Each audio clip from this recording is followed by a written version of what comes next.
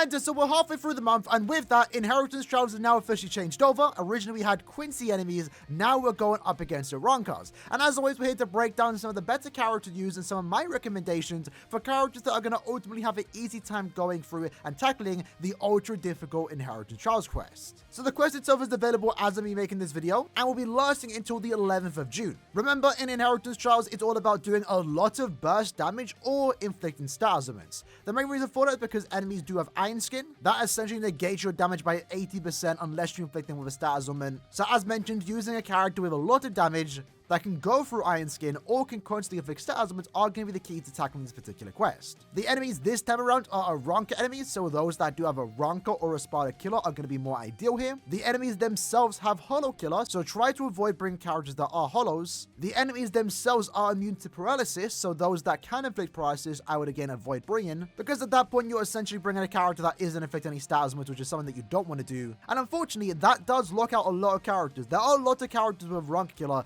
that do actually inflict paralysis that unfortunately you just can't bring. Keep in mind though, these characters on your screen do actually increase the amount of super links or potions and normal links or potions you can get just by having them in your team or in your co-op lobby. So it is advised you do bring 3 to 4 of these characters in any given lobby. Either have 4 of these super links or characters in any given lobby, or have 3 of them with a better, more powerful character that carry them and help you get throughout the quest a lot faster. But going into my recommendations, first up, let's talk about the technique attribute.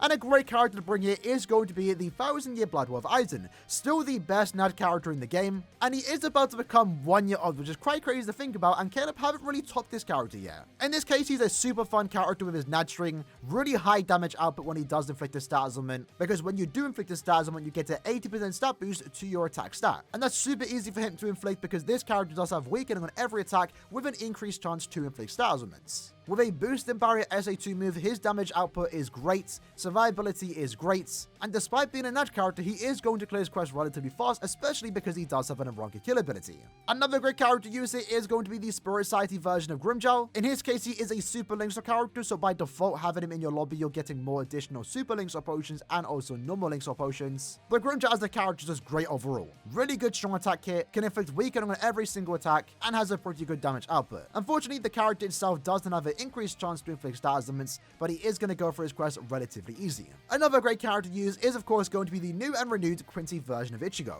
In his case, he's going to be a meta character in any Inheritance Trials regardless of the killer effects. The main reason for that is because he has a massive damage output with Frenzy plus 2 and the Spiritual Pressure boost. With weakening and adrenaline on every attack, his damage output is high, his survivability is high, but then he also does have an increased chance to inflict status augments, and that's going to allow him to get through the Iron Skin ability, and because the damage output is so high, realistically it doesn't matter if he has killer or not. If you have no other better option, this Quincy Ichigo is a great character to use. The same, of course, can be said for Safui Toshiro. Really high damage output, good survivability, can heal himself up when he does have the gauge, and when the gauge is active, that allows him to do a lot of damage, and that's going to help you do damage against the bosses. Once more, very similar to Quincy Ichigo, he's just going to serve as a great carry character if you have no one else to use. But if you're looking to use a super loser character, characters like Gin and also Uryu are going to be great character to use here. In Gin's case, he has an increased chance to inflict status augments with a really good damage output and a great strong attack here. While it's true he doesn't have killer, in his case it doesn't matter, the increased chance to inflict status augments is going to help him get through the Iron Skin ability, and when you do inflict the status augment, then he does even more damage. Plus, given the fact that he does increase the amount of super links or potion you do get, he's always going to be a good character to bring as long as the enemies aren't immune to poison, which in this case they aren't. And in Uryu's case, again, very similar situation.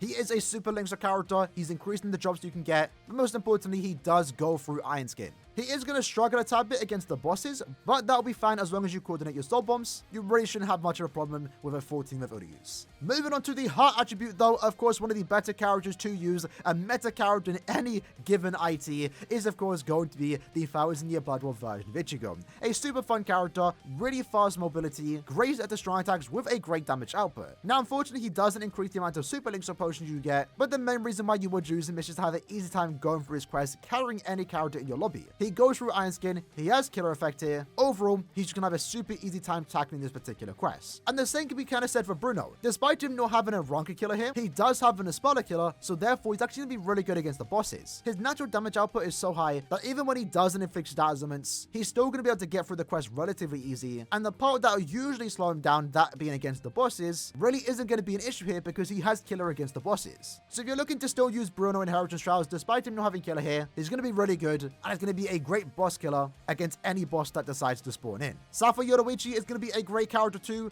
really good mobility since she is a Yoruichi, but in her case she just has great damage output with the fact that she does have an increased chance to inflict weakening. Almost every attack is going to inflict weakening here, and that's going to allow her to get an 80% stat boost to a spiritual pressure stat, and since she has killer, she's going to be going through this quest really fast. Next up though, we have Cien, a bit of a controversial character, but he did just return recently. In his case, he can't increase the amount of links or potions you can get, but he can increase the amount of super links or potions you can get. So by default, you might want to bring him because he is a super links or character, but in this case, he does actually put in the work here since he does have an Aaroniero killer. His damage output will be higher than the other super links or characters in his attribute, and he does have an increased chance to inflict stat ailments, which none of the enemies are immune to, so he's going to have a really fun, easy time going through this particular quest, while also increasing the amount of super links or potions you can get. Moving into the power attribute though, the Beyond Bankai version of Mayuri is going to be a great character here. Unfortunately though, keep in mind, despite him being able to inflict 2 stat ailments, that being poison and also paralysis, unfortunately the enemies themselves are immune to paralysis. So he is kind of losing the gimmick here of trapping the enemies in place. But regardless, he still has a Aaroniero killer. He still has a good damage output. And with that SA3, you're pretty much guaranteed to inflict poison on any boss that you come against. That's overall just going to help him go through this quest relatively easy, especially considering the fact that he is immune to every stat ailment.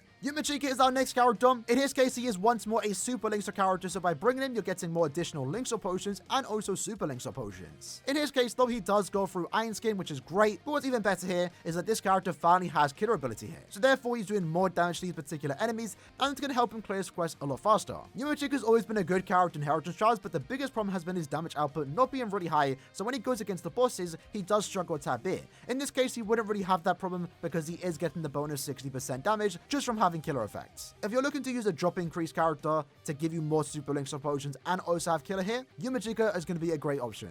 Another great option though is of course going to be 1000 Year Blood with Rukia. Personally, my go-to pick for this particular IT session. She's overall just aged really well despite being released at the end of 2020. And in her case, she still has a good damage output with Frenzy +1 and a 60% Berserker, but I can get increased when she does transform. She then does more damage, but she also does have an increased chance to inflict stat ailments. With the Aranka and a Spiral Kill ability, she is doing a lot of damage against any boss that decides to spawn in. She can also heal herself every time you move into another map, and she's also immune to all the freeze pools that are placed around the map. This particular session was almost designed for her, so if you haven't used her yet, or she's been collecting dust, now is a great time to take out Rukia. My next recommendation is going to be going to 5th Anniversary Ichigo and also the Burn the Witch version of Bruno. They're just overall decent options here. A lot of people might have 5th Anniversary Ichigo Max Transcended. He still tackled this quest relatively well. And Bruno, he was recently available in the Burn the Witch banner. You might have dupes of him. You might have worked on him already. He will also be a pretty good option to take out into this particular quest since they do have killer and they both can inflict stat ailments. Moving into the speed attribute though, speed is quite stacked as always now. And in this case, Tensor of course is going to be the best option to bring here. He is the best option in any IT and that's not going to change anytime soon.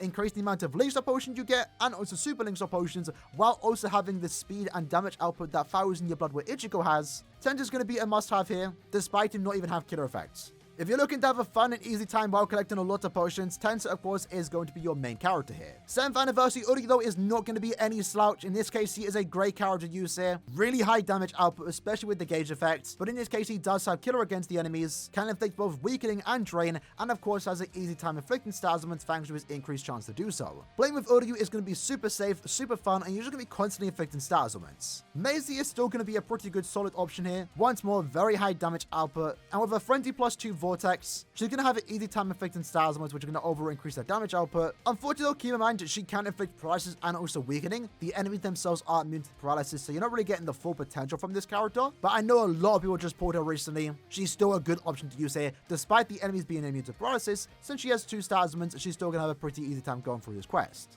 Shiro is still going to be a very solid option. Not the fastest character here, mainly due to his SA1 damage. But regardless, he still has a good damage output thanks to his SA2 and 3. Still has an easy time inflicting stat ailments, and for the most part has the best survivability here, since he has a 50% chance to dodge against the Arankas, and also is immune to every stat ailment. You'll be clearing a tad bit slower when compared to 7th Anniversary Uryu, but you're still going to have a very easy time clearing this particular quest. Basby is more of a random pick here. In this case, if you're a Basby fan and you're looking to finally take out this character, now would be a good time to do so. He does have a Ranky Killer. He does have an increased chance to inflict status ailments. He can inflict status ailments. He's not the most optimal pick here, but he definitely is now usable in this particular quest. As for the Mind attribute though, 7th Anniversary Ichigo of course is going to be a great character here. Immune to every status ailment, great crowd control. Once more, can't inflict paralysis unfortunately, but still can inflict weakening and allow him to get his SP boost, and overall allow him to clear his quest relatively fast. Shinji is going to be a pretty good option here. Keep in mind though, he is a holo character, so he is taking more damage. But if you are a Shinji fan, he does have killer here, does have a high damage output,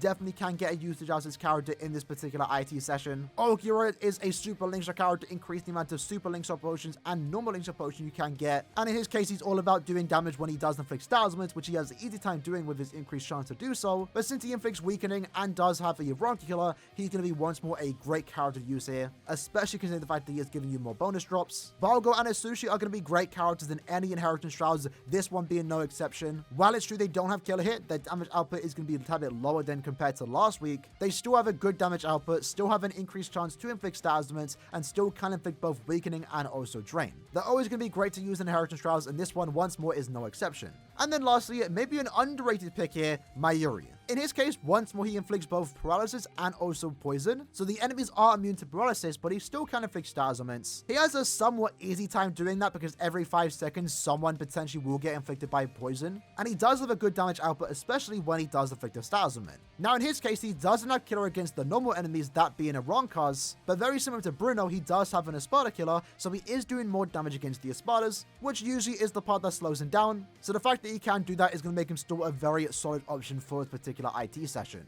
Well, with that said, lads, that was the video for today, just breaking down this month Inheritance Shrouds. There's definitely a lot of great characters to use here. On the screen are my picks for this particular month. I would have actually used some different characters here, but unfortunately with the enemies being immune to paralysis, there's a lot of good characters here that just unfortunately aren't usable. In the comments below though, let me know who you guys plan to use, and I'll see you guys next time. Take care and peace.